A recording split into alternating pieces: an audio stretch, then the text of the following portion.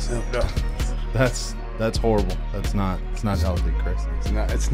It's healthy, but it's not mentally good. Yeah, it's not very healthy. It's not good for my mind, dog. You know, like that's not good for my mind to be like, hey, dude, look at you. Yeah. So now that here's an official introduction of our podcast. Today, welcome back to another episode of Two Dimes and a Token. I am one of your hosts, Brucknasty, and with me today, the third host of Two Dimes and a Token has been on a while. The Token. What's up, bro? Guess who's back? Back again. I'm back again. Yeah, I don't know that he Token's back. Yeah, there you go. So in this episode, man, we're actually going to make this intro very, very quick. So we, Kanyeezy and myself, we flew to St. Louis and we did an interview with Matthew Vincent. He is the founder and creator of Not Dead Yet clothing apparel. I love it. Yeah. Not dead yet. Yeah, no, it's yet. Yeah, pretty much. No, he had a very cool story. It was an unbelievable story that he was a big time athlete for a big part of his career, and he competed in these.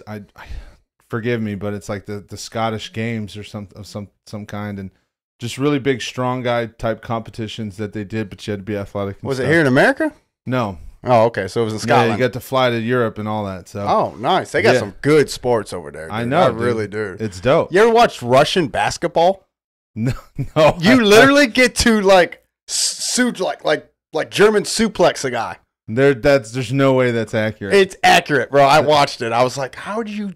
He takes his shirt off and then German suplex a guy from the back. And I'm like, that's awesome. There's no way that's actually what happens. I'll show you. Yeah, okay. I'll show you. You'll have to show me after this. But anyway, he goes through kind of a really life-changing thing. He had like 8 surgeries on his body, like 5 of them on one knee. Wow. Yeah, he had more ACL surgeries than Thomas Davis for the Carolina Panthers, who, by the way, had 4. Okay. Or excuse me, he had 3. So a professional football player who, what position did he play? He played linebacker, and he played 10-plus years in the league. Okay, so yeah, he's running. Yeah, he's so running. Pretty much. And like I said, he had just a monumental kind of bounce back type thing, but he changed his life. He started a real self-evaluation a program for himself, and he started going down the list of all the things that he didn't like. And it's when he explains it, it really starts to make sense. And in this podcast, by the way, you're going to catch us like mid-conversation. We kind of got things going before we even got things set up, and then we just kind of turned everything on and just kept rolling. Yeah. And we started talking about life, man. We started talking about the importance of marriage. We started talking about companionship. We started talking about self-reflection. There was a lot of different things, man, that we went over, and the self-reflection part was the coolest part. He kind of went down the list. Like I said, when he was going through the worst times of his life, he was well over like 300 some odd pounds, super out of shape. And, he just he basically hated himself. And, he went through this down the list. Hey, these prescription pain pills, they make me feel terrible. I'm not doing it anymore. You know, these things make me feel bad. I'm not doing it anymore. Alcohol, shit makes me feel horrible. And he even says it. He's like, it's okay to advocate for alcohol, you know, but at the same time, don't complain when your life sucks. Just understand, if you say, hey, I love drinking, then you must also say, hey, I love feeling like shit. Yeah. It's one hand the other, you know? Yeah, I love drinking, but it destroys my life. Yes. That's correct. It does do that to you. Yes. So, he said yes. So, and by the way, I should probably say this toward the end, I myself ironically got a little tipsy toward the end of this. I had a few rambles at the end, but they're not terrible. So, got to throw that out there. But either way, I'm excited. I'm excited to see it. Yeah. So as you guys, one thing we want to make sure you guys are aware, this is an audio-only podcast. So as we got into it, we actually had, once again, fucked up equipment. Some shit happened. It is what it is. So we ended up losing the wide view, but we had 100% of the audio. Everything turned out great.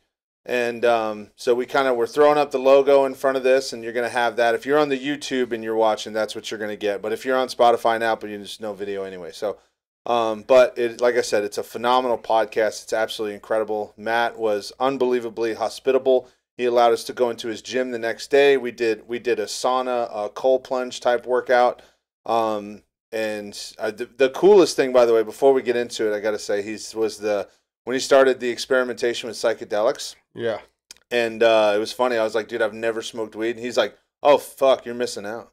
Yeah. It's incredible. Yeah. It was hilarious the way he said that. And I mean, everybody tells me the same thing. But anyway, so before we do get in the episode, we got to let you guys know that this podcast is brought to you by none other than Death Grip Wax. Death Grip Wax is a leading edge facial hair company that'll give you the greatest wax on the planet, Chris. Absolutely. I'm actually growing my shit out so I can get some wax on there. You know what I'm saying? It's going to take me about 2 years to grow it out. But, yeah, there you go. And not to mention, they produce the #1 wax in the market. Right. Guaranteed. We went to the Beard and Mustache Championship this past year in Daytona Beach. Yeah. They were #1 in every category. Damn, every category. Exactly. They're winning championships. They are winning championships. So if you guys want to take your face from that 6 to the 10 and make sure that your facial hair and your mustache is as elite as it can possibly get across the world, make sure you go in, check out the link below. You can go to deathgripwax.com. You can use the promo code all caps, 2 dimes, and a token, and get 20% off your entire purchase. So be sure to go check them out.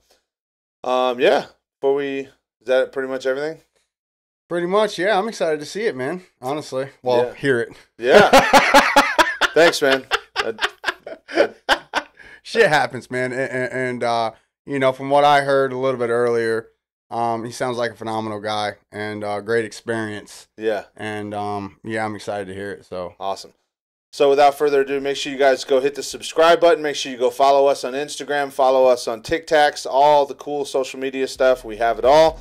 And if you are feeling a little bit squirrely, you can actually click the links below here. You can also check out some of our merch that's available.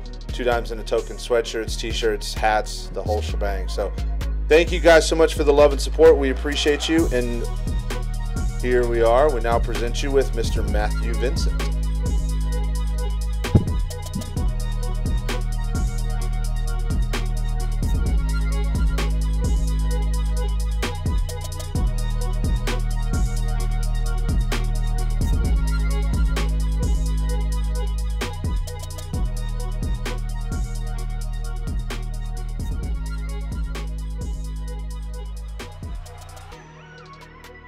Anyone who crosses that boundary doesn't get fucking access to your emotions or your energy. And that's how it is. It's if they cross boundaries, I'm getting data from you. I'm not looking to correct your fucking actions. I'm aware that I can't trust you in this scenario or whatever it is. I'm building data. And I want to keep making the choices. So do me a favor. Give me a summation. Like, what is that original idea that you're coming in with? Because you guys kind of started the topic a little bit before I got involved. But what is that? Go ahead and give me the topic in your opinion. So we're talking about relationships Yeah. and how you set proper boundaries and what you have expectations on. And in order for you to have a good relationship, you can't have expectations. Mm-hmm. Because if you have expectations, then you're holding this person to a standard that they shouldn't be held to, instead of just accepting them for who they are. A lot of people like to sugarcoat and give you the representative instead of just showing me who you are and allowing me to accept that. So he's saying, like, it's data. Whenever that person is showing you who they are, you're allowed to process that data and then make the necessary choice that's in your best interest. For me, I always chose chaos because having chaos meant my life was going to be thrilling. Meant it was going to be ups and downs. Everybody likes the river to be just still. I get that, but we also agree that means your life was chaotic. And at a point, you should be able to be okay with chaotic as long as you understand what period of time that you're in. I think regardless, I think that's a massively unhealthy ideal. I mean, it has to be. I mean, I get it, but go ahead. Yes and no, right? Because the only thing that we ever adapt to is stress. Like, that's it. And so if I want adaptation and I want my brain to be as smart as it can be and I want to be as capable as I can be, I need chaos. You need challenges. So you have to have it. Tell me where you started that ideal from, because obviously your story goes way back. But sure. Where did this ideal or this specific thought process and this thing begin with you? So I spent a bunch of years competing, doing Scottish Highland. Won a couple world championships, and I mean, that's even like halfway through the story, right? So starting off with high school sports, track and field, and then going to LSU and competing there and not being good enough. Like, I ain't going to the fucking, like, I ain't got it. I mean, you realize that as soon as you get there, like, these guys are a little bit different. There's some bit of like, I can work hard, I can do this thing, and that's true. I also am old enough now to look at, I wasn't giving it everything. I know that, and I can fucking own it, and that's why I got part of the results I got. But through everything that got me here, you know, once I'd finished competing in the Highland Games and I'd won a world championship, and then shit went south with my knee. And so pretty quickly from the end of 2016 was knee surgery that I chose to have, and I'd finished like second in the world that year. And my plan was, we're going to rehab the knee for a year, come back, win another world championship. What a fun story. Fucking A, let's take a shot at it. And I'm documenting it, I'm writing about it, journaling kind of through it. And I end up having like 8 more knee surgeries. I had a couple of those myself, so I know that's like, Holy shit, dude! You're in a dark place. So over the time frame, how many years was over surgeries? 3. 3 years? Yeah. Holy fuck! What kind of knee surgeries are we talking about? Literally every 4 to 6 months. So I did 5 ACLs. Dude, that's more than Thomas Davis. Yeah. Holy shit, dude! Yes, I did 5 ACLs. It's not in you. A meniscectomy, a Oates procedure, a high tibial osteotomy. I don't count scopes anymore because that's at this point that's overnight. That's Yeah. like Three taking a days later. shower. and at then this finally total knee replacement. point. Wow. So I got my knee totally replaced, metal, in 2019. I gotta give you something because I got metal too. Yes. Yeah, right on. I'm gonna give you same thing from over Virtual. there. There you go. Pass it through. What was the aftermath of all this? Because obviously, with your story, man, and some other people there, you went to a dark place at some point after Yeah, all for this. sure. Like, what was that like? So I remember while journaling about it, right? And there is this like, I'm journaling in YouTube vlogging, like most of it, since I'd been content creating for so long with Highland Games and everything else. So it's like, all right, cool. Here's the next story to tell. And I realized at some portion into it, like I don't remember what surgery specifically at this point, but there was this moment where like I'm walking with a cane and like I haven't had a surgery in a while and things just aren't getting better. And how old are you at that point? 30s. I mean, you just 34. You just say 30s, Right. You're walking with a cane. It's like, Yeah, well, holy and shit. was second best in the world at a thing 6 months ago. Yeah. And now I can't go up and down stairs without stepping with my left leg first. Like I'm traveling with a cane. I get about 200 yards a day before like I'm shitty to people. But then you got some coffee. Yeah, right. You know, before like I'm just fucking rude because I'm in it all day. And man, I remember journaling at one point in those surgeries and being like, oh, we're not getting back to competing. Like having the moment of like, oh, we're not going to that ever again. That's done. Like you didn't get to say bye to that when you wanted to. And so that kind of started building a lot of self-awareness.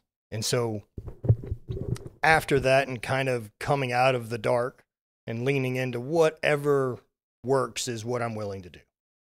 Because if I don't solve this problem of my knee being shitty and me not being able to walk, I'll kill myself. I don't know when, but at some point I'm going to fucking lose this battle. I don't see a timeline where I ride it out the rest of the way walking 200 yards. Sorry. Let me, before you continue on that, what was, I would say this from a more arrogant perspective. Men sometimes have a perspective where they can't admit where there's a limitation. Did you hit that point when you realized, like, bro, I am going to fail? Yeah. What was that like? That was terrifying. I mean, because the only way I can get out of that was submitting. And saying, this is what it is. Right? Just, okay. So this is what we got. All the adventures are done. All the things I've thought about doing in the future are done. This is what life's gonna look like. And that's rough. It was really fucking hard, man. that I wasn't even present that the greatest thing that I had done had happened. It's like it was irrelevant in the moment. Doesn't matter. And so as I kind of found my way out of that dark and started really just diving into personal development's the only fucking good word I have for it. I just don't love the term. I mean, it's self-reflection. Yeah. It was basically, if I don't solve this problem, I know the outcome, right? So that means everything's on the table. So let's fucking remove any idea of what I think I know. Fuck it and try everything. And so I started using cannabis, was really for the first time there. I quit drinking because I know drinking is going to be inflammatory and going to cause me more pain than I would have if I wasn't drinking. Just got to go. To add on to that, I've been dealing with the hip thing. I had no idea that when you're growing up, you don't realize, like, you think drinking, oh, I get hungover. No. This is a weird drug that we've chose to back as the culture. Yeah, it is. It's beyond incredible. They told me, they're like, hey, you need to stop drinking whatever you do. And I was like, what does that have to do with my hip? And they were like, that will accelerate the decay of your hip issue probably tenfold over the next 2 years. No, it's poison. I was like, and it's fucking wild as shit. Don't get me wrong. And I mean, but fuck, man. Of all the drugs out there. It shocked me. It literally shocked me. I had no idea. It's the worst. I had no idea that. I was like, that doesn't make any sense. Like, I can understand the idea of dehydration, especially because we were athletes in college, you know. We weren't that good, but we were. I was a super average. Well, we were. You know, we played football. We played at Division II level, realistically, and it was like, if you drank too much, you were dehydrated. Your muscles would cramp. Those types of things. Fast forward 12 years later, you need to stop drinking, and I'm like, what the fuck does that have to do with anything? Next thing you know, they're like, no, it erodes all of that in there, and it was just like, it was mind-boggling. But think, right? Like, you spent, what are we probably talking, drinking for 20 years? No, actually, I didn't really start until I was 20. I never drank in high school. Okay. Which was unique. So 15? Yeah. Right. Roughly So 15 years. Think about microdosing that drug for 15 years is essentially what you've done to your body. Of course, your body's going to create an adaptation to it. Yeah. Just none of them are beneficial. That's accurate. You're not wrong. I mean, we sell it propaganda-wise as like, this is the thing for blowing off steam. This is the way to downregulate. This is the way to do all these things. Meanwhile, we're taking a depressant. Like, there's better options. don't get it twisted. And look, I'm not anti-booze. I just want the awareness of, like, you know, if I don't feel good, yeah, and I continue to choose, we should stop this. Yeah. Then say I like feeling bad. Yeah. Yeah. But don't fucking torture yourself somewhere in this middle ground. See, and that plays into a little bit of what I sat down and heard initially.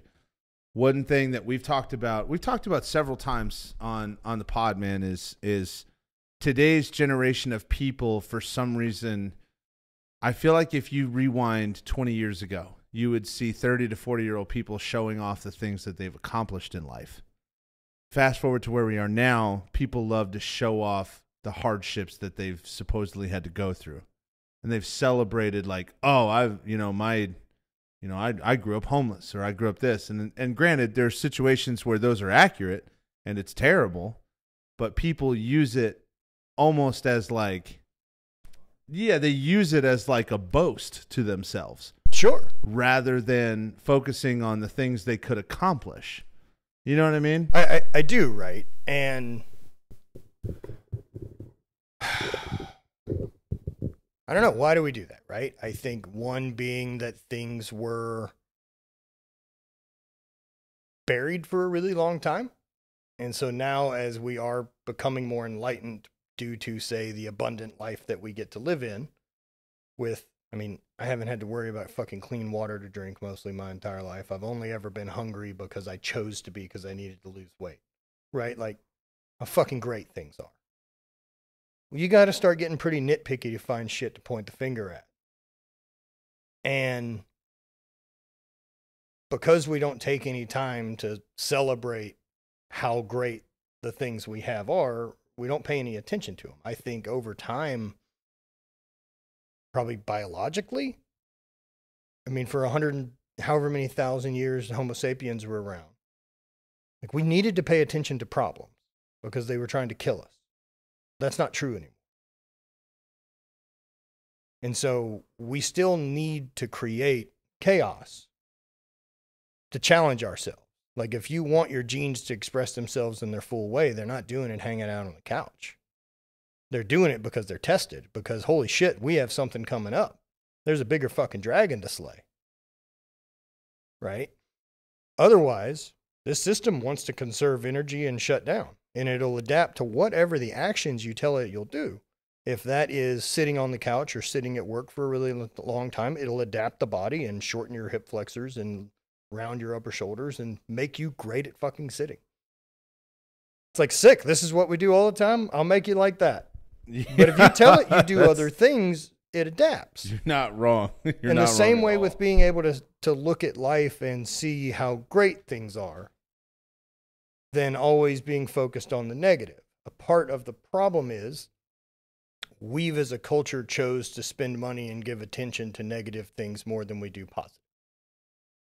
And so everything uses that for the sales tactic. Because we've said this is how you'll get our money. If we stopped, it would change. Because that's what they're chasing. That's kind of mic dropping right there. So I would love to veer back into the personal story too. So yeah, sorry. No, we're good, because that was great. I mean, I don't think anybody could have ended it perfectly right there. It's whatever can sell, and that's you 100% right. So in your personal journey, man, now we've kind of hit that point where you're at the rock bottom. Yeah, you've had all these surgeries. What is your next venture? What's the first step you take to getting towards more of a positive direction? Go towards the cannabis, and then you stopped so doing booze. Cannabis, booze is out. Decided to change up my exercise and how I was training, because the way I want to train is the way I've been an athlete forever. It's what I'm turned on by. Like, it's heavy, explosive, doing stuff.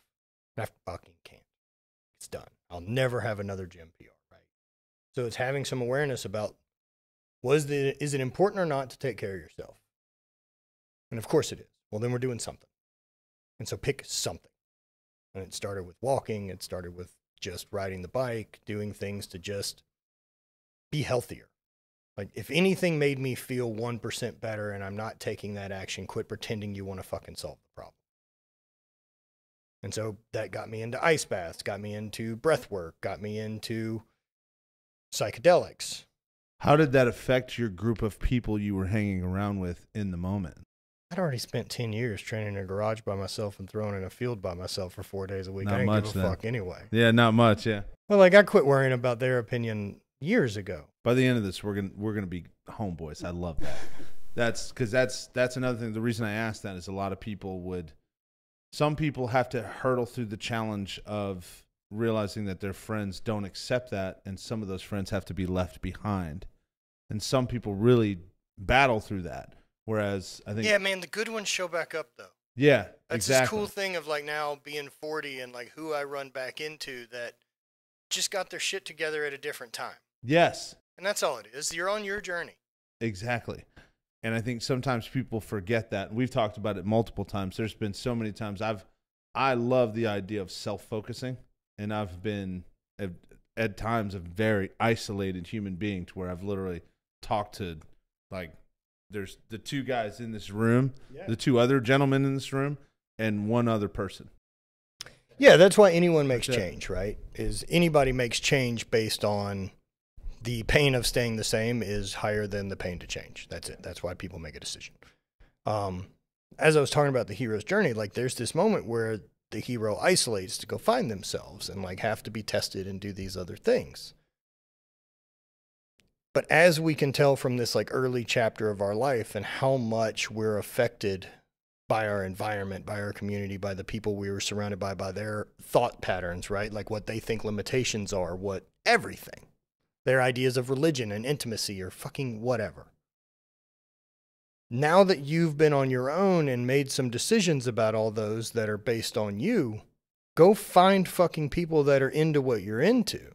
Like, that's the next step that most people don't take, is rebuilding that community, pretending like it isn't out there. It's just not obligated to find you.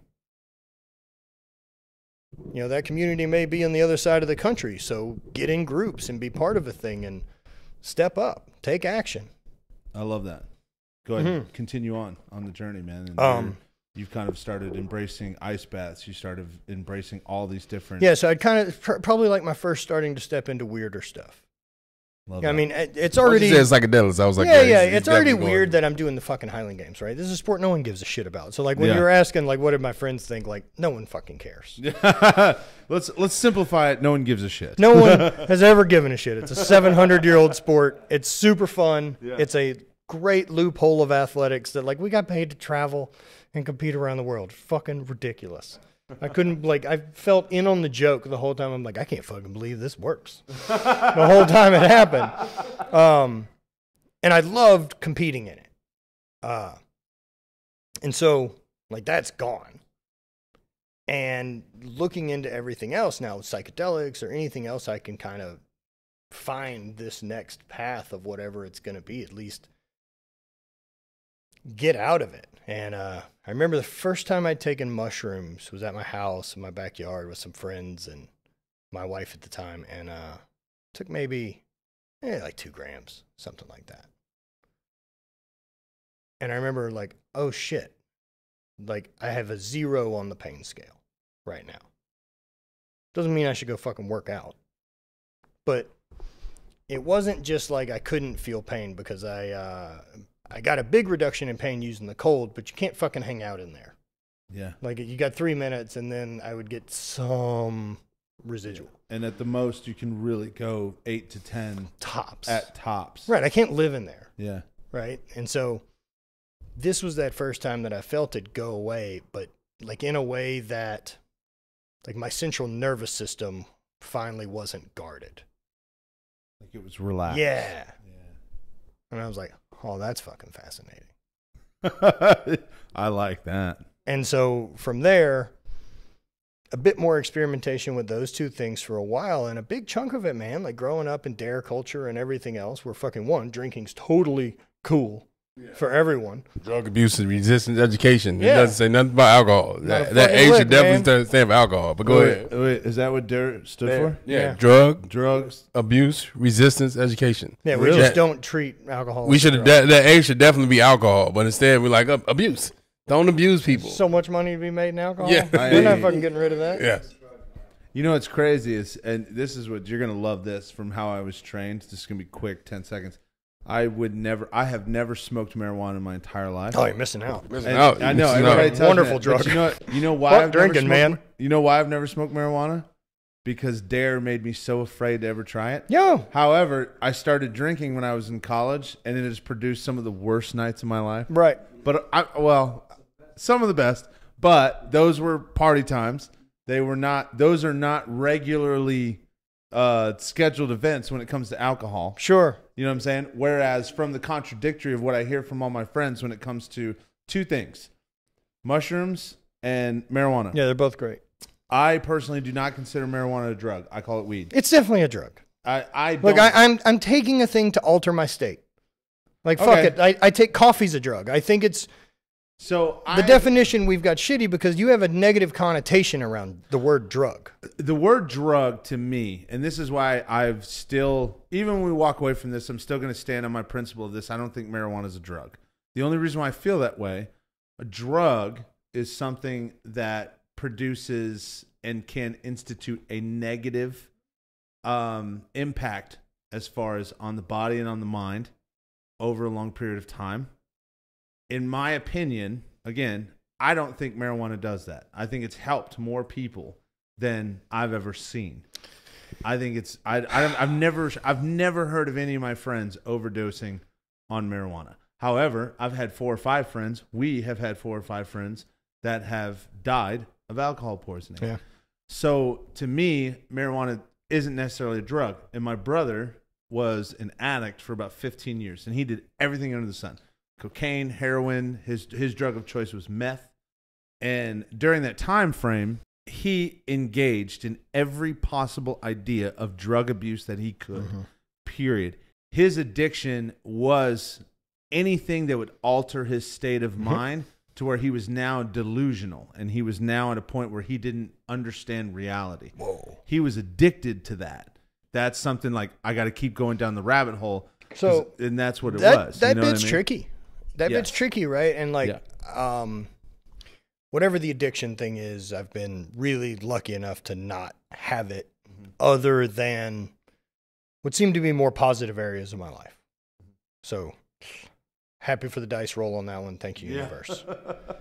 Why do you look at drugs like it's not negative? Go ahead. I want to hear that part. I don't think anything's positive or negative. Yeah? I think that's interpretation. Okay. I think that comes down to perspective and what we've built around it and how whatever it is passes through our lens of experience, exposure, whatever it is. That makes way more sense when I said I think drug has a negative effect. Yeah.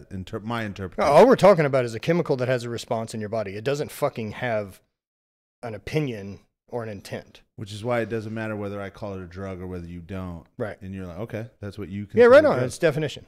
Wow. You know? And so along those lines, right? Like, well, I'm taking things to have the chemical reactions in my body that I want to have. I mean, if I'm going to be fully accountable to this thing working the best way it can, like, fuck yeah, I want to give a shit about everything I put in it. So back to journey and story, right? Like, so I start leaning into those things, and the difference, one, the pain reduction from mushrooms, and then the really interesting visual stuff for one. Like, I fucking knew from a very young age that once I'd heard about mushrooms, I wasn't going to escape this ride without finding out what that's about. And as I did it, kind of really noticed the awareness shift and really noticed how I'd found gratitude for my life for the first time while it had been dark. And I mean, like, oh, fuck, man. Not competing anymore. I can't walk anymore. I had a job working outside sales in the oil and gas industry. Good job, paid well.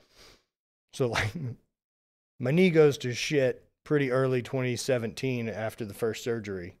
I get fired from them, which I should have been fired. It's not fucking bad luck. Love that. Very deservingly. But did get fired. I mean, meanwhile, I had started the apparel company and doing stuff like that in 2014. So it was working well, but nonetheless, my income cut in half. Whatever you're fucking making, that's a problem. And then now all of the income is dependent on me creating content and making stuff around it, and I can't fucking walk or compete or do any of the things that allowed me to build the apparel company. So fear is fucking taken over. Yeah. Is that the front door? That's yeah. crazy. And so, like, man, things are fucking dark and all I can see is problems.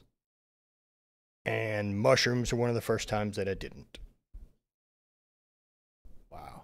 That's a very powerful statement, man. So now that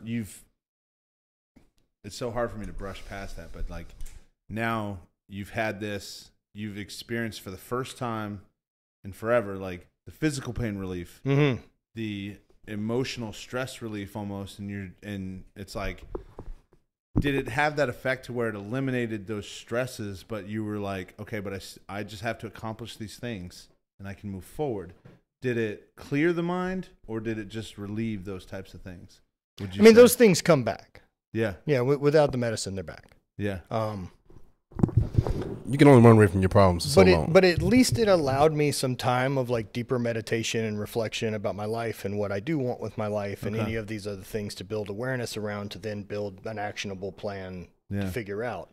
And I got some time to think that way, not being blasted by a pain signal as well.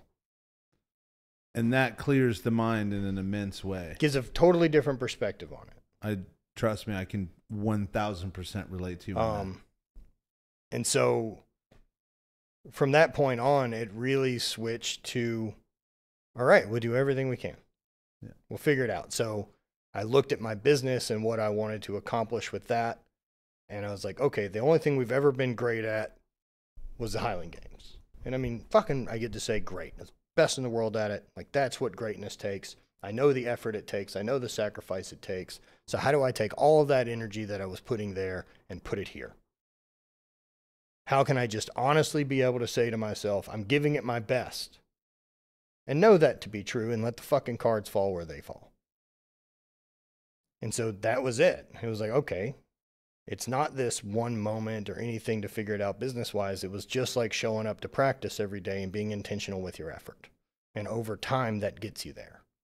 Not getting so fixated on this destination, but just focus on the habits and actions today that'll be who I want it to be. And just didn't quit. And so, like, as a new foundation got built and became more of a default habit, I could add to it. And so figuring out the business and leaning into like where I'm nervous and scared. And one of those doing apparel was, I'm going to fucking run out of ideas.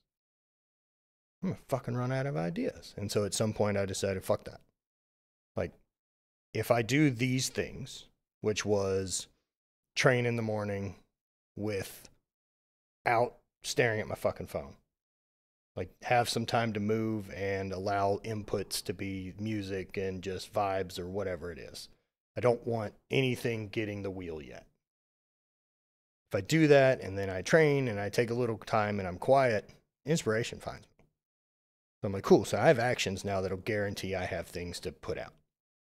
And so I challenged myself to like do new stuff every week for 6 years. Did you ever have an issue with the phone? Oh, yeah, of course. My whole fucking life revolves around it. Yeah. That's what people, the reason I ask, people tell me that's the biggest thing. It's got to build boundaries. Reels. Right? TikToks. It's nonstop. That monster's stretch. The monster's never fed. Yeah.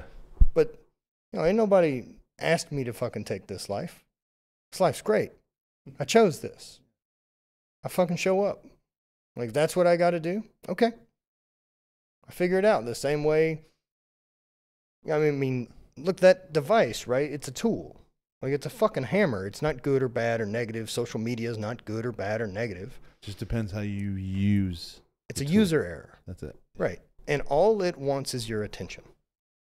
And so whatever you show more attention in the way of liking or staring at longer or doing any of that to the microsecond, it'll show you more of. It doesn't have an opinion.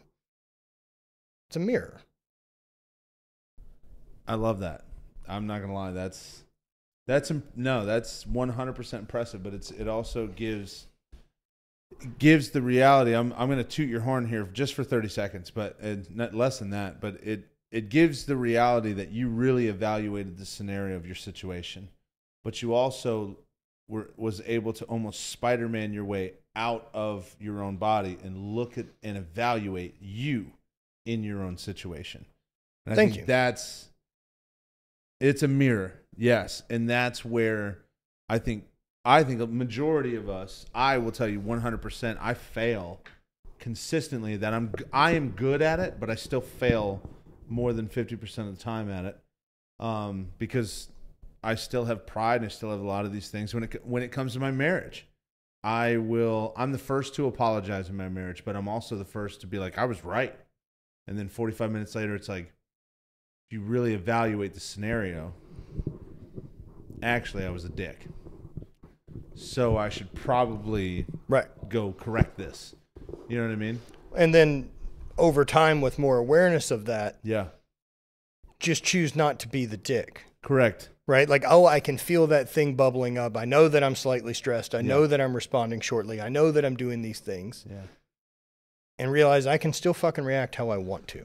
But I find it incredible that you do that on a daily habit in your actual daily function. The reason I find it incredible is because people gravitate to what makes them feel good, not necessarily what makes them better. And sometimes in my experience right now, I'm having the chance to sit down and chat with someone that embraces the idea of challenge that makes me get better rather than that. So it perplexes a little bit. So I think, again, it comes back to kind of defining some things. Like Yeah. you said, most people do what makes them feel good. Correct. Is that feel good and stay comfortable in the moment? Stay Or- comfortable. What I tend to choose is I choose to take the actions that make me feel how I want. I'm not depending on how I feel right now to decide if I take the action. The reward comes after I do it. I think another great example of the contradiction. As a matter of fact, I'll even throw my personal bullshit out there, which you guys have noticed today. I did not eat for the first half of the day until I had that half taco. So we were kind of bullshitting. I have a really bad hip. My hip prevents me from doing physical exertion, but I have to have a replacement. But certain people are uncomfortable giving a replacement because Go find a better doctor. yeah, I'm a big body. That's what I said. They're worried Yeah, about blood clots. That and is surgery. well, so one, be fucking eligible to have the surgery to save your life. I know that you're saying that you can't move around, but also this thing, 90% what you choose to put in here. And see, that's what I'm talking about. That's the next step of what I'm telling you. So now I have to have, and we were talking about this yesterday, I have to take extra steps because one thing about me, I'm a foodie. I love food. I love the different tastes. I love the different things. It's not about overeating to the point of combustion. That's not what it is for me. It's the different levels of tastes and the different levels of things. But I have become an addict when it comes to different styles of food. So like say we've already had 2 meals in the day, right? But he comes over and he has like, oh, I just got this new pizza from here, here, and here. And it's like, to me, it's like, you know, it's a new food. I would love to try it. Okay. And that's the thing. But that's where the challenge is. Want to try a thought experiment? Yeah. All right. So your perspective being this idea of like FOMO of missing out on an opportunity to try this next food. Hold on. I wouldn't, just to make sure the experiment's done correctly, I wouldn't call it FOMO. I don't have a fear of missing out on things. I'm actually really confident in that realm. And if it's But like it's a new experience. Like you want it. I'm in general. Okay. Yeah. General, yes. Go ahead. Sorry. So I understand that that's a struggle because you have an identity behind that as Yes. part of who you are. Yeah. And that's one of the things keeping you big and not allowing you to walk and then not getting your hips fixed. Right? Yes. This is kind of that rationale we're talking about. Yep. How about taking 4 years off, which is no time in the grand scheme of the next, you're 35. So we should give you at least another half, right? You're It should halfway give there, me 50. 35 years. It should give me 50 years. Not doing what you're currently doing. It'll give me 30. Yep. That's At 20 best. difference. At best.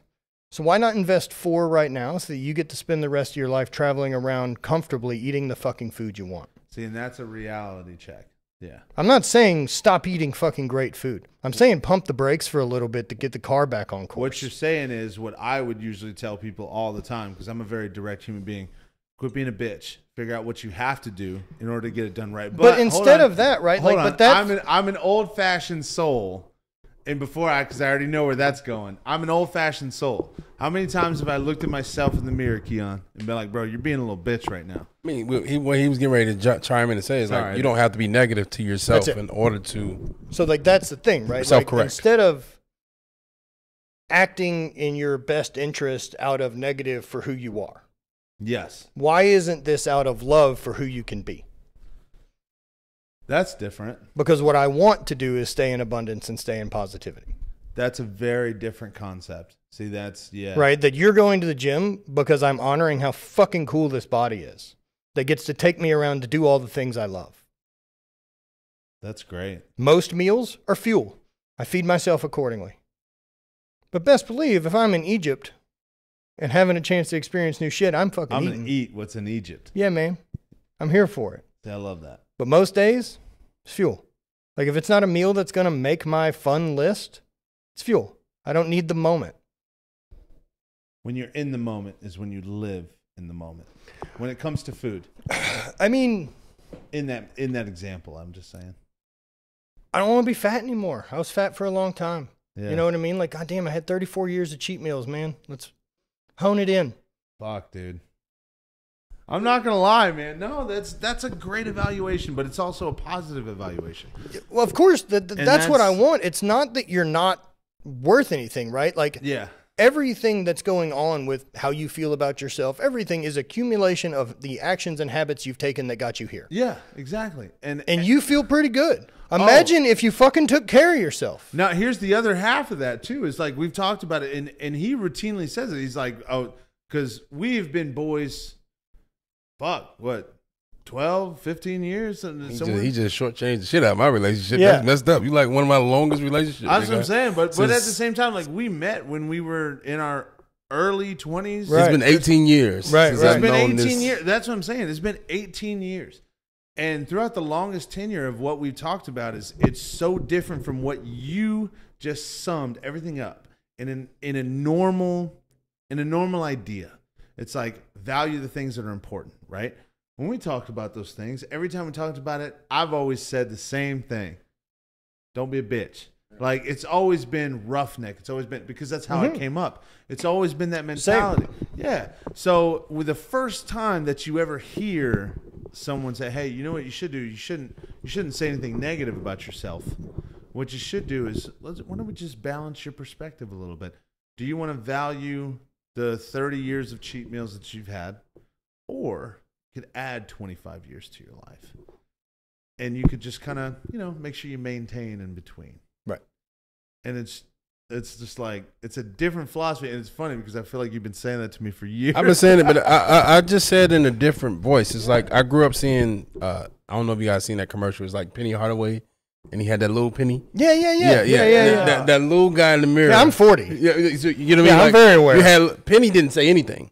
Little Penny said everything.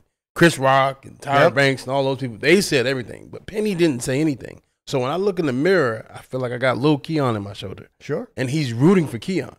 But how does he root for Keon without having a loud voice? I needed to be loud and annoying to say, you're going to be who you think you're going to be. But the only way you become that person is if you start now. That means he'll tell you, I love to have little snacks. I love candy. That's just me. I feel like I'm DK Metcalf. Bro, I will have sugar That's not an understatement. all day long. No, look, man, I was 320 pounds in my biggest. But I don't like I dislike food. But no, the difference is I don't care about I'm food. 310 right now. I care about candy. For me, it's more so in the sense of like, hey, food. I've had pizza a million times. I had lasagna a million times. Unless it's cooked by my mom and she really can't cook that good. So unless it's cooked by my mom, I don't really care about the meal per se. He'll tell you, we'll go out to a restaurant and I'll tell you, yeah, this is not it. Or this is it. And I won't eat it. The good thing about you is, and I'll say this, and I have a feeling this comes from a lot from your upbringing.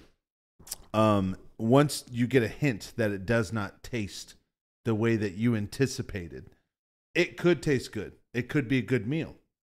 But the way it's presented to you, the way it's authenticized, the way it's presented and shown in your brain, and the visualization that you're going to get from eating this particular meal, the moment it doesn't match, you're like, this is shit. It's shit. I look at And it just, he will completely abandon. Not waste Yeah, calories. just not waste I have calories. seen this go on for 18 years. This is not a new thing. We went to Chili's. There's been 2 or 3 days at a time. We were in high school, or when we were in college. I feel like it was high school. We were in college. We lived together, and we shopped together. We did everything together. You know how it is. You get the refund check, and you're like, yo, we about to go shop for the whole 2 semesters, baby. That's where we at right now. So we go out. We get bread, milk, get the same thing. He wouldn't eat for 2 days. Come back, eat 3 slices of bread. He said, no, because the bread is something I enjoy. Something that's good. Everything has to. It's kind of like I drive a Mercedes, and I'm not saying that to boast or brag, but I mean, you did just kind of throw out your I'm saying that in the sense of when you drive that, you can't put 87 in there.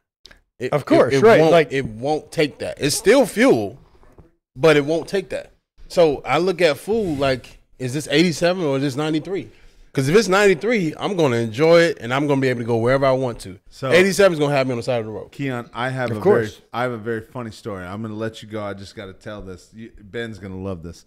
So I had a manager at a job that I used to work at. I used to work at Enterprise Rent a Car for about 7 years. I'm probably gonna have to bleep that out, but no, because I talk a lot of shit about that company. But I had an area manager by the name of Remy, and I had a branch manager by the name of bodybuilder. Worked in South Lakeland with you. Ryan Adams. I'm sorry. I'm going to have to delete the other. Wait. Fuck it, just say it. Hold on. Wait for it. Ready? Ready for this? Because Ryan's actually a habitual watcher. I can't look bad right now. Shout out to Ryan. Shout out to Ryan. Ryan Adams, who is actually a habitual fan. Appreciate you, bro. I love you too. One day, I will never forget this. It was the funniest, disrespectful thing I've ever heard in my life. We were in my office. I was the branch manager of the largest store in our entire area. He was a trainee at the time. And our supervisor that's above me came in the door and looked at Ryan and said, Ryan, and Ryan's a bodybuilder. He's been a bodybuilder for 5+ years, blah, blah, blah. He's looking great. He goes, Ryan, I don't know what you're doing, man, but hey, you eating a little less this, a little less that. Like, bro, you're looking way more toned. Usually you're a lot more bulky. Looks like you're toning up, man. You're looking good. And Ryan's immediate response to him, he goes, yeah. See, that's the difference between unleaded and premium. Yeah. I like that. And immediately, our area manager, he looked at me like, that man has the worst fucking protein farts and shit. he drinks cartons of straight egg whites. So he would drink. He would drink a carton of egg white with. No, bro. And he would have. I didn't need any help getting bigger. Yeah, the only thing I've always had to go the other way. What was it? You know, entire fucking thing of Thomas blueberry egg muffin. He would just fucking. And don't get me wrong, whenever I was hammering food, competing, doing strongman and stuff like that, like, yeah, but I also, different. Now, back in then, that I was story, eating though- like a dumpster fire. This, eating the way I do now changed way after all that. I can't see you as 310. Like, I'll tell you what. Oh, there's photos. I look like I I'll made tell of you memory what. foam. Let's do this. Let's do this. So I know we got off on a couple stories. Let's migrate towards now. You've grown your business, right? You've grown this industry as far as what you've built, and you've changed your body, changed your life. You've now hit a point of success, right? Like, I hate the word success, but go ahead. he's rolling his whatever, but you have. Yeah. You've done very well for yourself, man. 100%. I'm And- proud of it. Yeah. So like, what would you say as far as like now that you got past those hurdles and you really started having those change of concepts and you started instituting new things? Realistically, if you want to put it to a real wordage, you started experimenting. Yeah. You were a scientist and you started experimenting and you found success not only in your business but in your life with these new things that you were doing, right? So what was it like when you first got over the hump and you first started seeing the sun just fucking shine onto your life, when you started seeing all the successes rolling in? I mean, really, the first real moment was like walking in the hospital after total knee replacement. Like, that was the first time in those 4 years that like the pain that I had been chasing to get rid of was gone. Now, I'm still fucked up from having total knee replacement, right? Like, but I knew that thing was gone. Because it would just get so bad that like I would get this stabbing pain in the end of my femur, like when I exhale. That's what I'm talking about. Just talking about that on the way here. It's like, oh, cool. So every time I exhale after a deep breath, I get this stabbing pain, right? Drops you to your knees. It can May as well. in the right situation. But I mean, so then I've realized what's happened because of that is I spent 3 years chest breathing and being fucking caught in fight or flight. And so cortisol levels are through the roof, all these things, right? And it was the first time that I felt like I got to downregulate. And so at that moment, like I was able to look at it, I was like, oh, we just have rehab. It's fucking on. Like I remember just when it was dark and not ever feeling like there was an out. This is what it looked like. And there's no next thing after total knee replacement. I mean, I remember talking to my doctor and saying, like, I need to know this works. And he's like, well, everything we've done so far is trying to fix what's there. I'm like, right. And he says, we're getting rid of all the nasty stuff and putting in new. I'm like, that makes sense to me. Let's let it happen.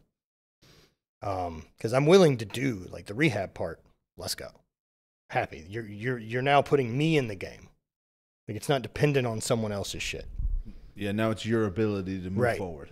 Yeah. Which is what I loved about the business and entrepreneurship is it's all on me. And so it, gave it full effort and worked on the podcast and put out videos and vlogged for 3 or 4 years and continued to build the brand and, didn't work great in every aspect. I fucked up a marriage. Just too much to dig out of once things got dark. When you say you fucked up a marriage, I look at marriage like, and I'm not married, obviously. Mm-hmm. I'm his wife's second husband. But when you say you messed up a marriage, I love how you say obviously. But I'm looking at it like when you say you messed up a marriage, you ruined a relationship that you didn't mean to ruin. Yeah. But yeah, for sure. Most people don't realize you're human. So if I'm self-destructive at a period of my life, I can see all of it right now. Yeah, like I'm fully aware that that's why I did it and why I took the actions I did and why I was looking to distract myself from dealing with actually what needed to be done. And so I resorted to any number of things like flirting with women or blah, blah, blah, or doing any fucking thing that's a distraction. Right. I also ended up getting to the point where I wanted to put blame on her because she wasn't as active chasing her dreams as I am mine. And the truth is, she's welcome to do whatever the fuck she wants with her life. I want her to enjoy her life the same way I love mine. And it just wasn't in alignment anymore. And there was also damage done. We'd spent a couple years trying to have kids, and that didn't work out. And it's not something I was ever into, but at that point in life, felt like that was the next obvious step of what you do being married, kind of still playing by the original rule book that people have. not knowing that you're the hero in your own story. Right. Well, and not only that, but like what I know of success is like the next thing I do is family, right? And so, through all that, like I didn't register how fucking gnarly it is for her not being able to have them. I just couldn't connect to it because I don't understand what it would be like to really want to have kids anyway. Now, being older and having different perspective, I get it. That it's feeling the want for that the same way I want it out of pain and not getting it. And me not having an awareness of that in the relationship fucked a lot of stuff up. I mean, but any relationship, if you're in it for the long haul, do you think you and her went in there with the same objective till death do us part, or until? Oh, I think we really did. I think we really did. I took vows very, very seriously, especially, getting married at that point. I never imagined I would get divorced. Never. And what really came as an impasse, there was a lot of years that weren't going to be sorted. And then she wanted a different life at that point than I wanted. I want lunacy. Right? So like, I want to go and travel and never be fucking home and live like a maniac. Gotcha. I'm just like that. I'm a I bird, ain't not a trying to go tree. to T-ball games this weekend for my fucking nephew. Gotcha. I'm not a good uncle.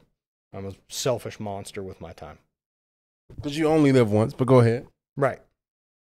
And she wanted the other thing. I ain't the dude. And like, while my life is fucking super rad and I do love it, if you're not into this and you're dragged along with me, fuck, that sucks. I mean, it's gonna suck, and I believe people just look at it like, if you're on the other side of that, it sucked for both sides Yeah, of you guys. and you know the other side of that too being is experience shapes who we are, and it alters us and changes us, especially if you choose to be around new people.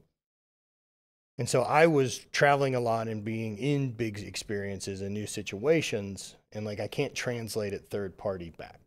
So it just kept widening a gap of connection and thing we had. Oh, yeah. So it just kind of kept widening this gap, and it ended, and was fucking really lame. And kind of at that point, like one of the deals I made with myself was like if like things weren't bad, we didn't fucking fight, we weren't at each other's throats, but we were roommates. Dude, you were holding her hostage. It wasn't a marriage. It was a roommate.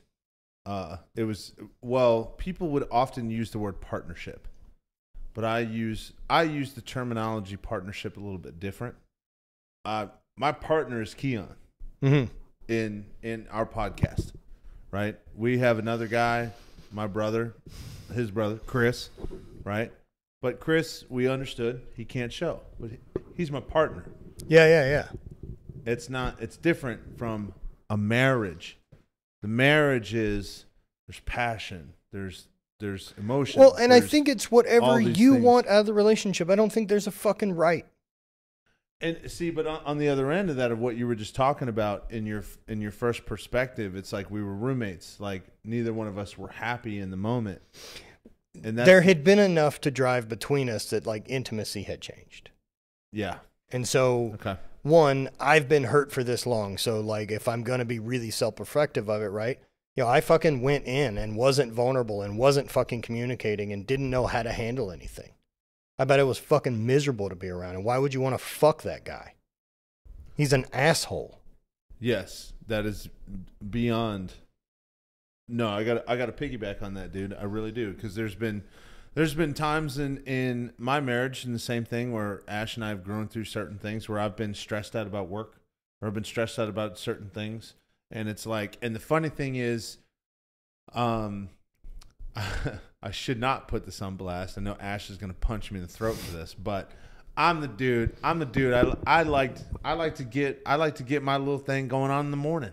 Yeah. I'm a dude. I like to wake up to it. I like to, get a little romance on. I like to touch a little thing, whatever. Wake up and get it. Gotcha. Before 8 a.m., let me tell you something. I'm about it with my wife. I look at it. She hates it. Can't stand it. She's not a morning person. She doesn't want to do those things. You know what I'm saying? Yeah. However, after 8 p.m., after we've eaten all day, we've worked all day, we've done all these things, I'm a tired dude. She comes home and she's like, it's about that time. And I'm like, I'm not in the mood. I got a headache. And then there's sometimes, again, Ash, don't hate me for this, but she'll look at me and she'll be like, you ain't gonna stop this. And next thing you know, things happen. Yeah. And I'm floating in the wind and I don't know what's happening. The next thing you know, she's taking advantage of me, but I'm happy about it. Whatever. It is what it is. The whole point of the scenario, right? In those particular situations, it's like the different time frames. Imagine where I was in those moments, in the bad moments, where she likes to in the afternoon, and I come home, or I work from home now, or I just wake up and I'm just an asshole from 8 to 11. And she's sitting there trying to reciprocate love, and she's trying to say, hey, just to let you know, like, if you want to, it seems like a good idea. And you're just being a dick. And you're just like, my day fucking sucked. And that's the only thing that matters to you. And yes, thank you. The right word, projecting. You're projecting the world of what you've experienced in the last 2 to 3 hours on the person that's literally trying to express the most love to you. Yep. And that is something that has been, it's always been, I don't want to say always, but it's just been a challenge in that particular perspective. But the good thing is I'm a little bit more adult to understand, like, bro, this is my fault. I got to chill the fuck out. I got to quit. I used to use the terminology, I got to quit being a little bit of a bitch, right? But now, instead of being negative, I need to quit indulging in negativity. What I need to do is understand that today wasn't as productive as I wanted it to be, but I can still make it a good day. And so next part of that would be, what do you have systematically in place to downregulate so that you can shut that shit off at night and actually rest and be fucking connected to your chick so that you can give it hell again tomorrow? Hell, I'm not gonna lie, give it hell again tomorrow. I like that when it comes to the chick. But in all reality, nowadays, I would say what I have in place would be the sauna. Number one, I got an in-home sauna. Nice work. I do love that.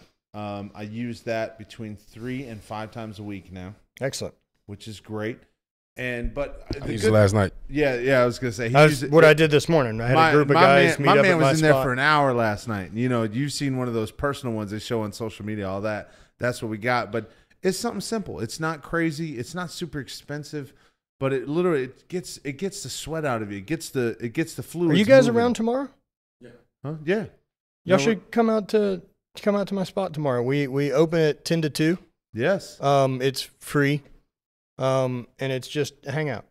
Absolutely. I'm cool with it. Consider us there. Yeah. I've got sauna and cold plunge and a full gym, and I'm in. Ooh, that's gonna be a thing. I'm in. It's cannabis friendly.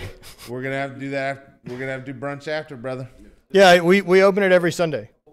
Listen, I'm all for it, all because in like he was getting ready to answer the question.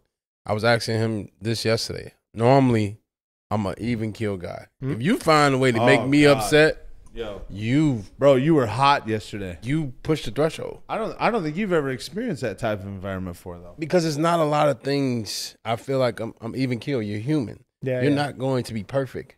I should be allowed to accept you for what you do and that thereof. But we have certain people that we sacrifice certain things for. And I was telling my son as a father, I carry the threshold of sacrifice for you. So if some push came to shove, someone broke into the house, I'm going to tackle that, take on that battle. You go call the cops and we can see who won that fight. But I'm going to sacrifice myself for you. And he looked at me and he was like, you done? And I lost it because I was just... How old is he? He's 10. No, he's no frame of reference. Yeah, no frame of reference. He has no idea what loving something that much feels like as a father. And he'll never do it. But I'm not saying that to say that he should understand, grasp the concept behind it. I was at that point because I was telling him, what's it going to be like to be a man? He was like, Dad, I can't wait to be like you when I grow up. And I was like, you have to be conscious. Just enjoy your childhood. Because as a man, you have to jump on the grenade whether you want to or not, whether you feel like it or not. And he was just so far past it. Like, I don't care about what you're saying, Dad. You get a chance to do whatever you want. You're doing things. You're flying across the country with your best friend. Yeah. You're living the dream. And he was circling all the highlighting points. And that's what he sees. And on my end, I'm like, I just had a stressful day. And he just took it over the threshold. And I was like, I normally when I get to this point, I'm in kickboxing, I'm in jiu-jitsu. I'm fighting to get that aggression out. Right. Most people don't know as an athlete, you're used to having a funnel for that aggression. And then all of a sudden, once you stop playing, once you start participating, you don't have a funnel anymore. Right. So it's like, okay, now I have to go be around people and pretend like everything's okay when it's not. When I'm at the peak.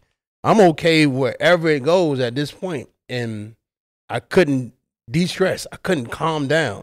I was at a point where I was like, I never beat my son a day in his life, but I will put my hands on you at this I thought about it. I thought about it, but my son and his kids came over and they threw a chair through the window, just like this. Oh, at your house? At my house. They're playing the floor is lava. You know what the best part is? All right, so I'm different from that. Real quick. I'm different from him. I believe in whooping ass. I do. And when it came to that situation, my kids, your kid, and Keon was like, we're not going to tell Bruck about this. So they threw a chair through the window, and in their head, they're like, oh, I'm going to just tell my dad because he's not going to get mad at us. As long as you tell him the truth, he doesn't get mad at us. And I said, I appreciate you guys telling me the truth. Please go to the room real quick while I de-stress. Because I have to understand, like, they were in the room laughing and joking. Like, remember that one time I threw a chair through your dad's window? They're making memories with each other. Meanwhile, I got to replace that window. In your mind, you're like, motherfucker, that cost me $700. So I'm thinking about the action And I'm also understanding like these guys are making memories together. Don't ruin this by having the reaction that normal adults do and just overreact to a situation. Right. So I'm normally even keeled, but at that point, I didn't know how to bring myself back down. And I was like, there's no kickboxing class until Monday. There is nothing for me to de-stress and bring myself to where I can you're aware of. That I'm aware of. Right. Don't get twisted. And I hope this is not. Yeah. Yeah, that I'm aware of. No, don't get it twisted. I usually would take, and I hope this, our normal audience, I would take a smoke break. Yeah. And I would just, I'd be like, oh my God, this feels great. Alcohol doesn't do it for me. Nope. I'm not going to. Keon, trust me, everybody knew. Gotcha. So I would normally take a smoke break and everything would be cool and copacetic. But I was like, I shouldn't have to resort to this in order to self-regulate. That's what I'm saying. Well, I think there's a lot of options, right? Let's say down stressing for a fucking peak. I'm at the edge of freaking out, right? Like that's where we are. Mm-hmm. One, take 10 deep down regulating breaths. As silly as it is, right? Like, fucking stop and have a minute. Well, stop and have a fucking minute. And sit and breathe with. And so drag the exhale out as long as you can. So in our breath cycle, we have ups and downs. So we have inhales that are more like a gasp, right? So we have, so that's up regulation. Like our body's fucking, let's go. That's what happens when it's time to fucking make shit happen. And so we end up staying in our chest and breathing in that anxiety. When we exhale, we downregulate, and there's a sigh. So being able to take your breath and choose, I'm going to have 10 times longer exhales than I have inhales, will naturally start downregulating you. And then when you add that hum in, it triggers the vagus nerve, which also starts down-regulating and kicking you back into parasympathetic nervous system, getting you out of fight or flight. So like that tool is one of them. Being able to journal. Even if you're at high stress fucking moment, set an alarm on your phone for 5 minutes and let it fucking out. Talk about how shitty it is and how fucked up and say the worst goddamn things you want to say. It's really hard to do it for 5 minutes. You eventually go, this is silly. But living in here, it operates in a different time or space. Once you can get it out into some type of physical manifestation, it has a chance to leave. I mean, to me, I'm not gonna lie to you. I went to the back and I was in the sauna, and I did the thing that I enjoyed doing the most, which is singing. Mm-hmm. And that right there brought me to a sense of peace. I love you, but you're a terrible singer. Perfect. I love that you sing, though. I'm glad it helps. Yeah, but you're not Ricky Ricardo, baby. Yeah, I'm gonna give a damn. You're not. I'm not singing for an audience. I'm singing for me. So most people are in the point where they like. I hope everyone enjoys what I'm doing. I don't care what people think at that particular. I'm doing what I enjoy. I'm doing what I find comfort in because if I don't do that, if I don't self-regulate, you guys are gonna see a different animal come out. And when you're around people, you can't show that reaction. You have to stay calm, cool, and collected because people will be like, oh, my God, I never knew he was like that. Well, and look, we all have a Jekyll and Hyde side to us. And you guys want to do big shit, right? Live a fucking great life. Manage stress. You have to. It isn't any easier further down the road. It's just being able to take on more stress that you can adapt to. Just realize you're choosing it. You know, and so the more tools that, as an athlete, right?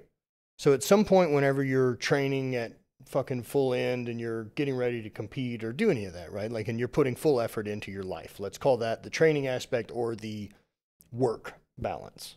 You know, that's the side of like, we're fucking doing it. We're recording shows. We're whatever it is. At some point, I can't work any harder, right? Like even training wise, I can't train more than 2 hours a day. You start causing more damage. So that kind of plays a role too. Like be effective with the work. Don't just work for the sake of being busy to let everyone know how fucking busy you are. Be effective.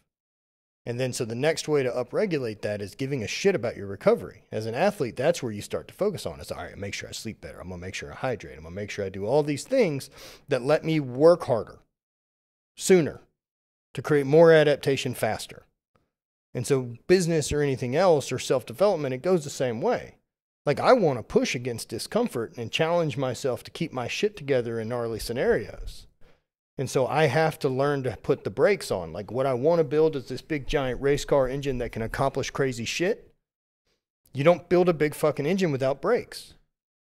You built the idea of a business perspective and a philosophy on the idea of being an athlete. Yes. That is the sole purpose. That is what we're talking about. Yep. That's where the That's recipe incredible. to greatness for me existed. That's incredible because you've never heard a single, all you've ever heard in it. And I'm actually pretty fucking hyped, and I understand it now. I get it because we've heard David Goggins, we've heard Jocko, we've heard about Tom Brady, and we've heard about Peyton Manning and all these guys. We're talking about athletes. And you heard about Tom Brady lasting until he's 43 in the NFL. Like, he took care of his body. But you're talking about a CEO that embraces High performers, same thing. That's the point. You're embracing the idea of a non-physical activity, but you're embracing it with the physical ideal of being a perfectionist. Not a perfectionist. Well, excuse my terminology. I use that word, but the physical idea of getting the peak performance. Yes. The peak performance, but it's not just about, oh, I'm going up, I'm getting coffee, and I'm doing this, and using my brain and things I learned in college and blah, blah, blah. No, it's as soon as I get out of this board meeting, I'm going to go get into a cold plunge. Right. I'm going to get my body right and my mental right to make sure that I can perform in a boardroom as well as I do in a 40-yard dash. Right. That is unique. Because the same physical tools work. But And I also think, especially now, as much work as we're doing that's in the digital space, working online, making content, doing any of these things, that's one of the reasons I have other projects. Is like, I need a real world physical project that takes me touching it and being present physically. Mm-hmm. Training it scratches that itch, but so much of training now is a bit of autopilot of course I'm training. Having a big fucking engine comes from me doing an hour of zone 2 cardio every morning so that I can work longer hours on building the fucking life I dream about. That's why I show up, because I'm in love with it. And you know what that emulates? It emulates, correct me if I'm wrong, Tiger Woods. Tiger Woods was the first golfer that ever worked out. Yeah, it was the first athlete golfer, really. First athlete golfer. And it's funny because Tiger took his 3-wood out and hit it farther than Phil Mickelson hit his driver in the Masters. Well, Yes. but there's both sides of that, right? Like, Yeah, that's the point, though. The physical side is a tool. The mental's how you use it. Correct. Yes. And so once you realize that you can make it do whatever you want, Yep. right? Like, this thing will, like I said, happily adapt to fucking whatever stress you give it the most time. So I want to give it stress that makes me great at the thing I want to accomplish. It's no longer the Highland Games. I don't need to fucking bench 400 pounds. But you still need to be physically Fit. equipped and ready. I know when I train, my body produces good hormones. I know when I feel good about myself, and I know when I'm training out of what a fucking honor it is to steward this machine that gets to take me through the rest of my life. Holy fuck. What more that resonates with the rest of my life about being positive in my pursuit. Now imagine the other ideal. Imagine the idea if a company, a Fortune 500 company, put this ideal into place. Imagine, I will reduce you to 4 days a week of work. And the 5th day, you need to go to the gym and check in, just like we had to do when we were in football. We had to work out 5 days a week. So what we had to do, we had to go in and check in with our weightlifting coach. We got a specific workout. Sometimes we got a diet. Sometimes we got these things, right? Imagine you did that in a Fortune 500 company. Imagine how much more progressed. But I think Productive, but imagine how much more progressive the company would be. I think ultimately most people don't look at this, but whenever you're working for someone, you should be working for yourself as well. For sure, you're collecting skills. You're collecting skills. So learning the skills that you are obtaining for someone else is supposed to be helping you become more adequate to the person that you're going to become. Right. And if this doesn't suit me for who I'm going to be in this chapter, I look at years like chapters. Yeah, same. This is chapter 40 for you. So being in chapter 40, what do I want chapter 40? So I typically break mine up as like kind of 7 to 10 years or chapters. See, I mean, that's kind of how I look at it. You gotta, but to me, I feel like you gotta break it up in order to have goals. For sure. For my short-term goal at chapter 40, I want to be able to do this at any given time. I want to be able to go out and run a 5K and not feel like my hips or my knees or my back is going to hurt because I've done it so many times. I'm preparing myself to train mentally, emotionally, and financially to be able to withstand whatever comes my way. A lot of people are talking about where we are as a country where things are going up. But you should be going up as well. Mm-hmm. Your income should be continuously growing. It shouldn't be stagnant because of the company that you work for. So if I would tell anybody is when you worked at that company in 2017 and then you were rightfully fired, that was the end of the chapter that you had with someone else. At that point, right? But now kind of as I've matured and settled into things, like I have no fucking clue what the future holds, right? Because if I had to tell 30-year-old me what 40-year-old life looks like, full of shit. You are fucking bonkers. Unfucking real. Like, we do what for a living? And we make how much money? And we get to travel the fucking world? Like, what are you talking about? We actually do great We're things. not married to the same person? Yeah. Like, it's very fucking confusing. Like, you're doing public speaking. Like, what the fuck are you talking about? So I'm done trying to dictate what 50-year-old me's life is and what he wants to pursue. I want him to have as many options as possible to be able to pursue whatever the fuck he has a heart on for.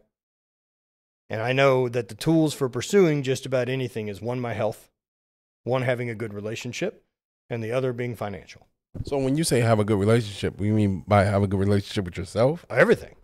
So, like, I mean, if we go into that, these are the 3 big pain points anyone has in their life are health, wealth, and relationships. That's it. Those are the 3 things people choose to chase for the most part.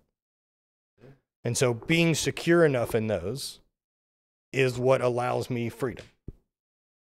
And that relationship is with my friends. That relationship is with my wife. That relationship is with myself. Do you ever feel guilt in the idea when it comes to, I know we touched on it earlier, but children? No. You don't ever feel guilt in that area? No. So have you ever talked to, because you've done a lot of interviews. I know you have. Have you ever hit one of those interviews with an idealist that has the idea of the relationship is reproduction? So that, and this is a spitball. I think people can do whatever they want to do. Yeah. I don't give a fuck what they do. By the way, this is a curiosity thing. I don't want to go too far down this rabbit hole, but have you ever had any second guess, even when someone's been like, hey, the idea of the relationship or anything when it comes to marriage? Nothing like that. So the only thing I feel about kids and the awareness I have around it is I believe there are some lessons that I would learn as a human being that only come from going down that path. Yes. Of love and of patience and a lot of stuff that I don't think I can get going other places. Okay. I'm not that interested. And so that's zero. What I am more interested in is living the life that I feel fully committed to, and that one doesn't have kids. Understood. No, that's really it, right? Like I see value in it and I understand why people feel it. I'm not connected to it. You are not that person. Never have, and luckily my wife also feels that way. And so yeah. No, that's good. No, I love that. I love that answer. I never had that feeling either, but I got him. You know, I didn't do the necessary things to prevent it either. So it's one of those things. Right, sure. Yeah. The biggest issue with that comes in, we hit on it a little bit earlier, but I think it comes with the idea of sometimes men and women go into something with the idea of trying to fulfill the person they're sitting across the table from, rather than sitting back and seeing if that person really matches the puzzle piece that you are. Well, for me in a relationship, especially at this point, right? Yeah. Like, because we believe in radical honesty and radical accountability and being completely open with each other. Yeah. And so Bonnie's happiness is not my fucking responsibility. Jesus Christ. Thank you. You can't say it. You can't say Thank that. you, bro. You can't say that. No, kiss my ass, dude. What I mean I'm by getting ready to say F you right in front of the camera, What bro. I'm telling you No. In a spousal relationship, the generality of the... I'm sorry, dude. I know that was hot. Let me apologize to you ahead of time. I'm sorry. I know it hit a nerve. No worries. I think there's a trigger. It's a trigger. It's It's definitely beyond a trigger. I think bro. it's the alcohol. The whole point. No, it has nothing to do with alcohol. It has to do with the idea of how many times I have this conversation with people in the general public. I do not have this conversation with my partner. My partner and I understand each other in this. I've had this conversation with millions of people in our network. I've had this conversation with millions of people that tie into our podcast. Sorry. They tie in and they love talking about your topics. I hate talking about relationships. I do. Which is why when we started our podcast, I did not want it to be relationship oriented. However, as we started growing, he's big into it. He started making a realization to me, which is again, how I had to grow. That is how the world functions. The world functions through the ability to create relationships. 100%. It's not just men and women. It's about brotherhood. It's about business relationships. It's about sisters and brothers. It's about sisters. It's who you want to share your energy Who with, you want to right? share your energy with. And I got that. And I understood that. But the whole point of a romantic relationship, this is the part that I've been preaching for probably 5 to 10 years now. No exaggeration. Your happiness, hypothetically, if you and I were in a relationship, it doesn't matter. Liberal shit's happening right now. Either way, Embrace it. your general happiness is your responsibility. Yep. It is not my responsibility to come into your life and make you happy. I'm not looking for someone to fix. That's the point. I'm looking for someone that I would love to. Hey, I want to climb Mount Everest. I want to climb that tower right there. I want to do this. There's going to be 10 girls lined up, and there's going to be one of them that's be like, I'd love to do that with you. That's the person I'm looking for. I'm not looking to make anyone happy. I'm not looking to solve anyone's problems. Yes. That's the point. It's a partner that I'm going to be happy with doing the things that I love, because that person is in love with doing what I love. In some cases, right, you may not have a perfect match to when it comes to the habits or wants, but the other person is like, oh, I'd love to experience those things. It's happiness in the idea of happiness. My job is never to make sure the source of your happiness is me. For sure. That is the law. That is the rule. That is the intangible. So Mike is going on a tangent, and I'm only cutting you off because I want to interject. Go ahead. I've stated my point, but I feel what you said. It resonates. Fucking resonated with me and wholehearted, because I've said this on camera before. And people have bashed me in the comments. People have done this. People have done that. Look, man, I quit giving a fuck. I don't take advice from people I don't ask for. Thank you. But I'm going to say this in all honesty. What you're saying and what you're saying is healthy relationships. Yeah, of course. Not everybody wants healthy relationships. Very true. So what? If you bring your toxic bullshit in you, hey, say it right now. Look, I'm not here to tell anyone what I think Captain is Toxic. a right I'm not or wrong saying relationship. That's what I'm saying. That's what I'm saying. You're thinking that you're the narrator for everyone's story. No, I'm thinking. And some people, like Chris, he was an addict, so he's accountable for other people. He's a sponsor for other people. There's a reason why they have sponsorships. It's because they can't get themselves out of that relationship. On a side note, Oh, it's mentorship. It's any of these guys. We need to get you guys that you would love this dude. Yeah, okay. You love Chris. But what I'm saying is, when you say I'm not responsible for someone else's happiness, it's saying you should be a complete person when you get to me. So, not even just that, right? That like you operate out of self-love for yourself. you're not looking for me to provide that. Yes. I am going to chase the things that make me feel great so that when we're together, it's an amplification. Yes. I don't want to spend time getting you up to speed. Exactly. And like, it's not like on a moment to moment basis, right? Like, it's not like, but overarching, I can't help her if I'm not taking care of me first. You have to put your own oxygen mask on before you help anyone else.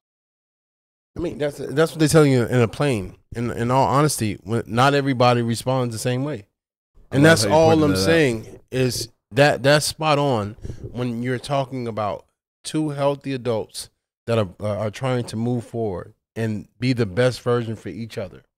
But not everybody is in a healthy situation. Of course, and where you need to leave that situation. yes. Pause, Mike. I just let you talk. I just made a comment. I want you guys to understand one part silent for 3 of minutes. life, and this is we all have to deal with death. So when your spouse Bonnie has her, God forbid, when her mother dies and her father's dies, she's not going to feel well. No. Is it your responsibility to get her to feel better? No, it's your responsibility to be there with her in her whatever stage she's in. Mm-hmm. So I'm not telling you that person's going to always be okay. Right. I'm not telling you have to pour into them when they feel empty. I'm telling you that people are going to go through life, and not every part of life is going to be fulfilled. Not every day is going to be butterflies and rainbows. Some days that person is going to see nothing but clouds, and you're going to be in their presence, and you chose to do life with them. So if I'm doing life with you and my dad just died, life just changed completely, and I'm in the shit, and you are outside of the shit. So when you're outside of it, you can easily say, man, I don't know why he's moping and drooping around. Why doesn't he feel better? We're around each other. Every time I'm around him, he's Debbie Downer. Right. Well, guess what? My world just came to a fucking halt. Meanwhile, your world is still rainbows and butterflies. So I'm telling you, no, you are spot on. In a healthy relationship where everything is going right, yes, you're responsible for your happiness. So I'm responsible for my happiness. I look at this as like a cute situation. Gotcha. Right? That overall arcing, you should want to be better. Right? Because I don't think it intentional the way I read it, but I really love this piece of the Constitution, the unalienable right for life, liberty, and the pursuit of happiness. Yes. It doesn't say fucking happiness. It Pursuit. says pursuit.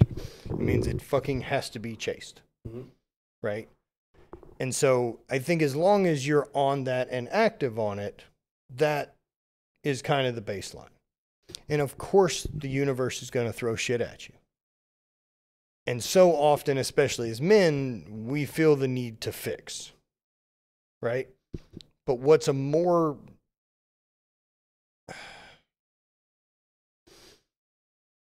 better way to be with it, right, is just being able to hold space. Like that I'm consistent enough, that I'm in control of me enough, that I'm responsible enough, that if you have a down, you can be. Like you've got the ability to feel it and let it pass instead of bottle it up and not be able to fucking sort it out.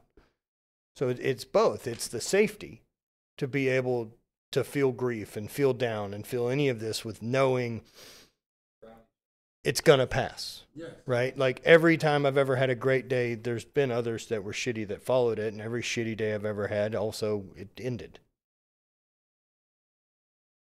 So the only thing I add to that, the idea as well as what you were talking about, right? My contribution is it's not the alternative person in the relationship's responsibility to make you feel better, but it is the person's who's experienced the loss. It's that person's responsibility to understand that all you can do is hug me. Mm-hmm. All you can do is that, right? And that's the part that I think gets lost a little bit sometimes. And that's the part I argue against. But what you're talking about, I think you're spot on. I think you're 1,000% spot on. Every single spouse or every single person in a relationship should also enter that relationship understanding there is not 100% time where you will be all right. Well, and You know? I guess if I, as catchy as it's not my fucking responsibility to make you happy is, right? As lovely and sound bite clip that is. Yeah. What